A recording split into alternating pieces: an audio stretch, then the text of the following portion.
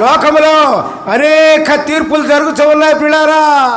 నోవహు జలప్రళయం ఎందుకు వచ్చింది? వాళ్ళు దేవుని మాట వెనకే వాళ్ళకి తీర్పు వచ్చింది. లోతు దినములలో పట్టణం అంతా కూడా అగ్ని గంధకముల చేత కాల్చబడింది. ఎందుకని? కారణం ఏంటి? దేవుని మాట వెనకే. దేవుడు కీడు చేయడు, ఎప్పుడు మేలే చేస్తాడు ఆయన. తీర్పులు ఎందుకు వస్తాయి? కష్టాలు ఎందుకు వస్తాయి? నష్టాలు ఎందుకు వస్తాయి? మనం చేసిన ఫలితమే దానికి కారణం. అదే మనం యేసుని తెలుసుకున్నప్పుడు మన జీవితం మార్చబడుతుంది.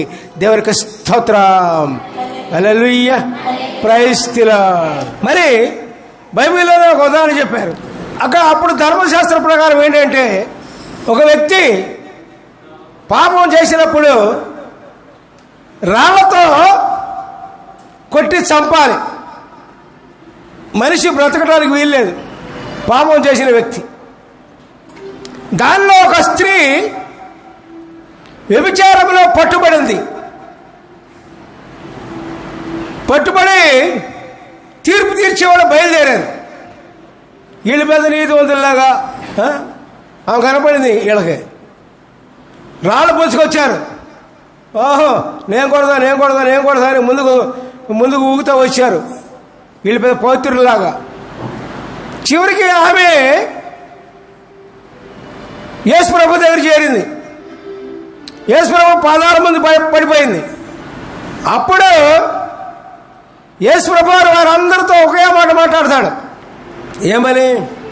మీలో ఏ తప్పు లేనివాడు, నీతిమంతుడైన వాడు ముందుగా రాయివేయండి ఆయన మీద, నేను కూడా రాయేస్తా అన్నాడు.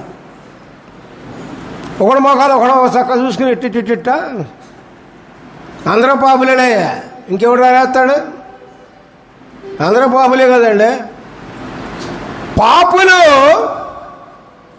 పాపుల్ని రక్షించలేరు.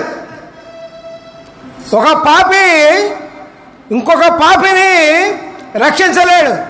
పాపం లేనివాడు మాత్రమే పాపిని రక్షించగలడు. ఇక్కడ పాపం లేనివాడు ఎవరు? యేసు ప్రభు ఒక్కడే నీతిమంతుడు. పాపం లేనివాడు ప్రియులారా దేవునికి స్తోత్రం.